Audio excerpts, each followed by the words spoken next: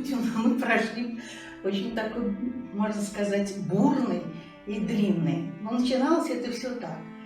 Я в прошлом, а можно сказать, и не в прошлом, потому что артисты балета не бывают в прошлом.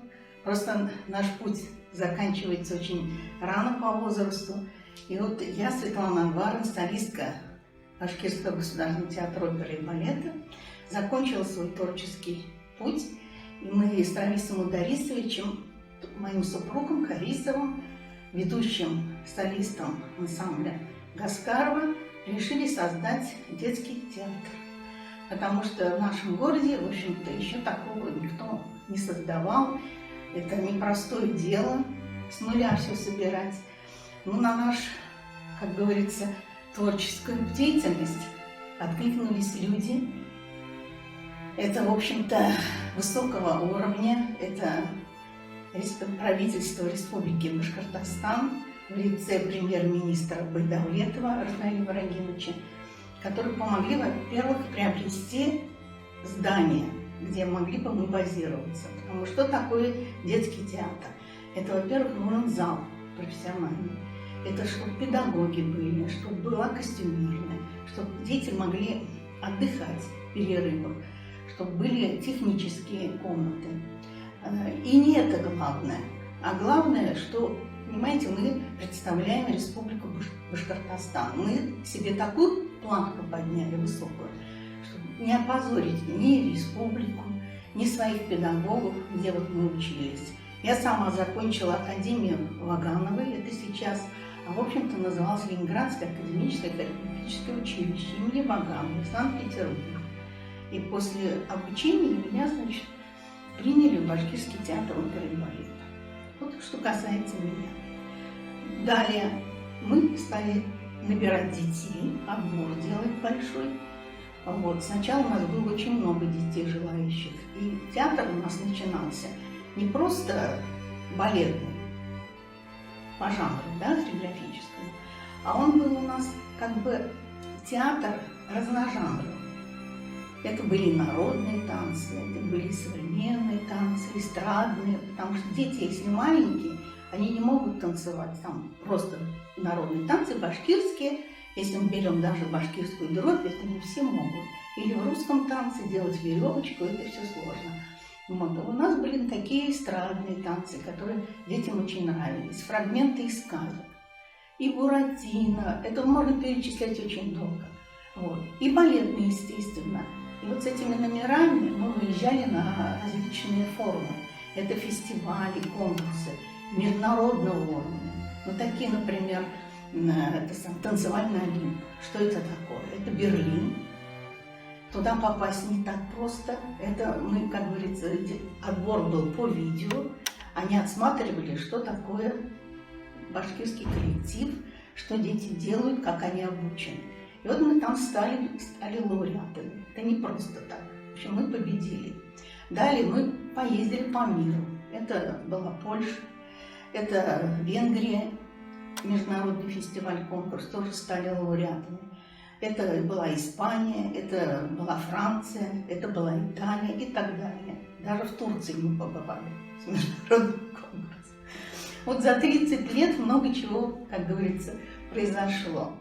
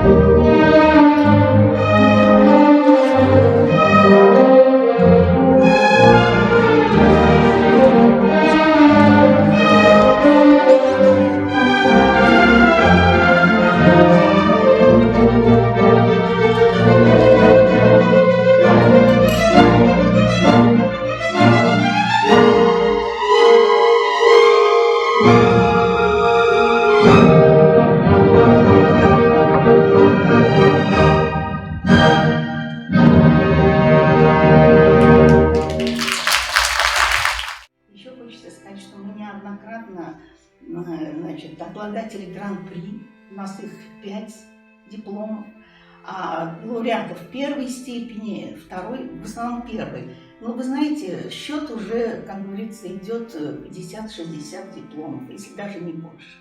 Потому что в год мы где-то 2-3 раза выезжаем куда-нибудь, и не считая нашей республики. В республике мы тоже участвовали на многих конкурсах.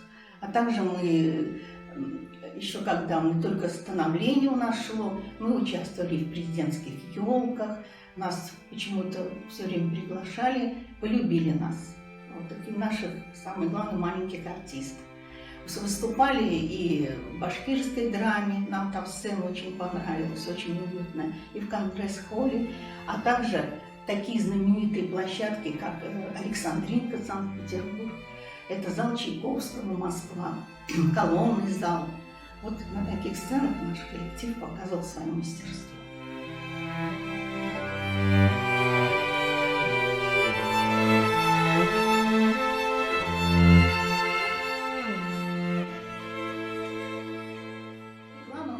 Должны говорить о наших воспитанниках.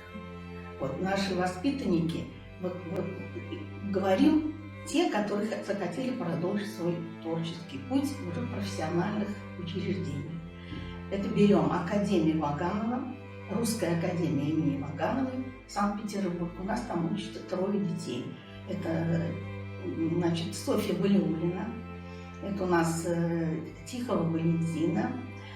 Есть у нас Галяудинова девочка, еще одна там учится. Далее у нас в Московской академии русского балета учится Арсланова Арина, наша воспитанница. В Перми у нас учатся 2 девочки, поступили. И также в колледже имени Нуриева тоже учатся наши дети. Еще хочется сказать, что у нас наши воспитанники продолжили как бы наш путь. Они получили образование хореографа, тоже создали свои коллективы. И даже, вот понимаете, нам это очень приятно и волнительно, что вот наши воспитанники стали сами хореографами. Они понимают, они настолько были влюблены в это искусство, что они сами закончили, конечно, первое у них образование высшее, техническое там у кого-то, а вот они еще, второе образование у них как хореограф. Но они занимаются этим делом. Один мальчик у нас стал педагогом в колледже имени Нуриева. Также у нас солисты ансамбля Гаскарова продолжили путь Раиса Мандалисовича. Он им очень помогал в этом плане. Вот мы ими гордимся, своими воспитанниками. И я думаю, что наши будущие звездочки, которые к нам придут на наш коллектив, я думаю, что и зажгутся новые звездочки.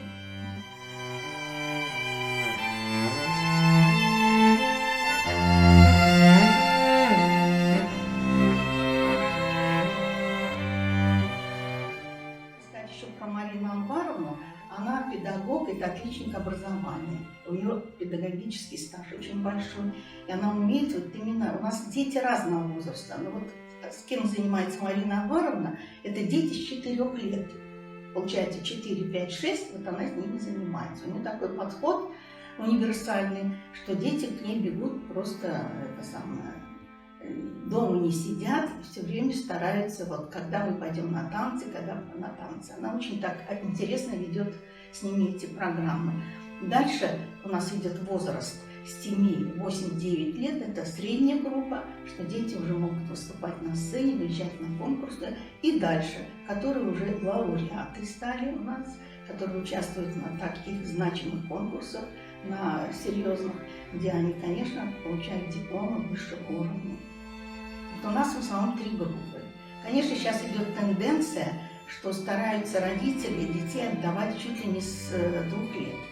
Мы этим делом не занимаемся, потому что я считаю, что 2 года с ребенком заниматься хореографией, я понимаю, что это сейчас такое время, родителям оставить ребенка негде.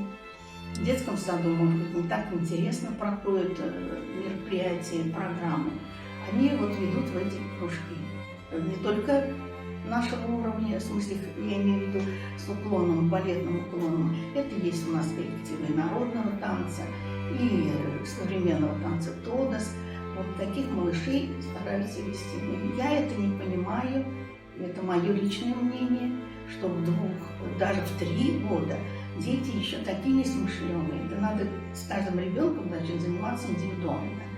А если детей набрать, там 10-15 человек, они такие все очень подвижные. И это, понимаете, это такое, как говорится, брать на себя ответственность, чтобы как бы с ребенком что-нибудь не случилось. Поэтому здесь очень надо осторожно этим делом заниматься. Я понимаю, что не хочется об этом говорить, что это все, конечно, денежно, это все, как говорится, привлекает, это все заманчиво. Но мы люди ответственные и очень на себя такой ответственность любим.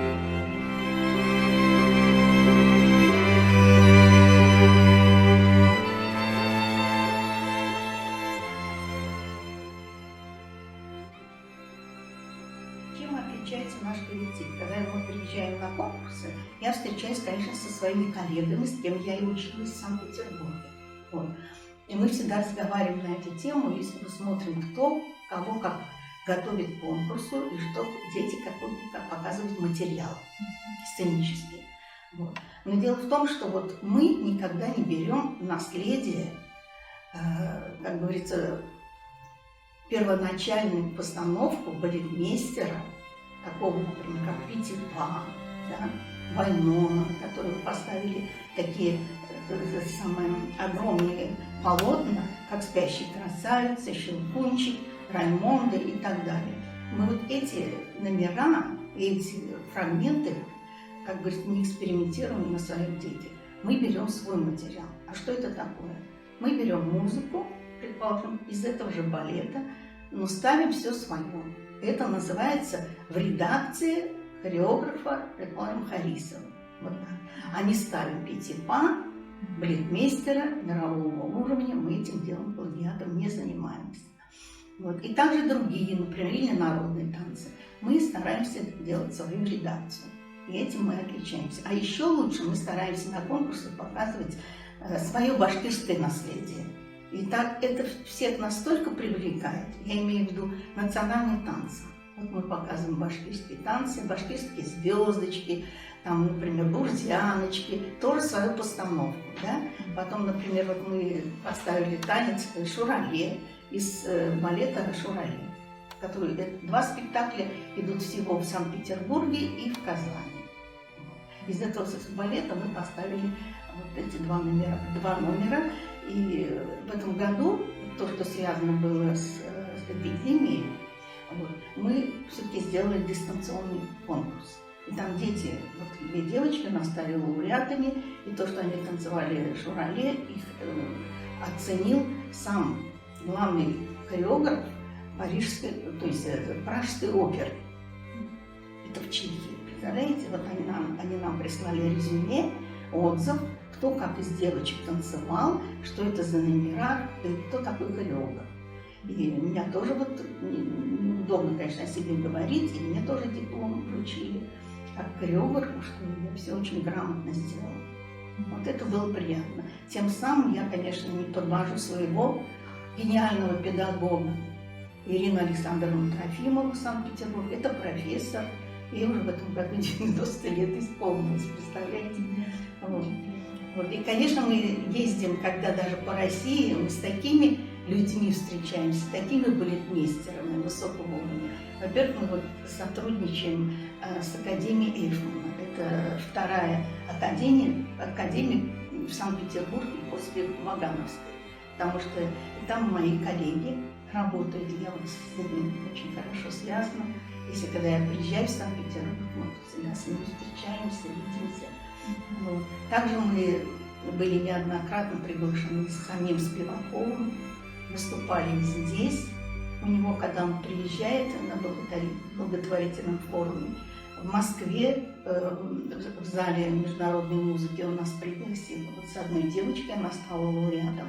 И также мы выступали, нас пригласила народная артистка Илза Льепа. Тоже мы были в Москве. Вот тоже у нас девочка получила гран-при.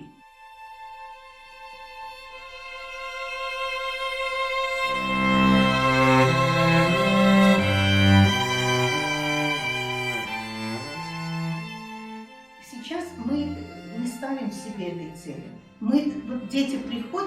даем шанс буквально каждому ребенку, лишь бы у него было желание. Если ребенку нравится, он остается в нашем коллективе. Мы никого насильно не стараемся сюда, как говорится, привлечь, потому что родители не понимают.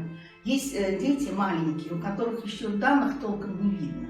Это в процессе занятий уже делаются растяжки, чтобы развивать гибкость, развивать выворотность, развивать шаг. Шаг – это нога должна быть очень высоко поднята. Ну, гибкость, сами понимаете, что это такое. И самое главное – артистизм. Если ребенок выходит, у него глазки сверкают, он улыбается, он с удовольствием все делает, это большой плюс.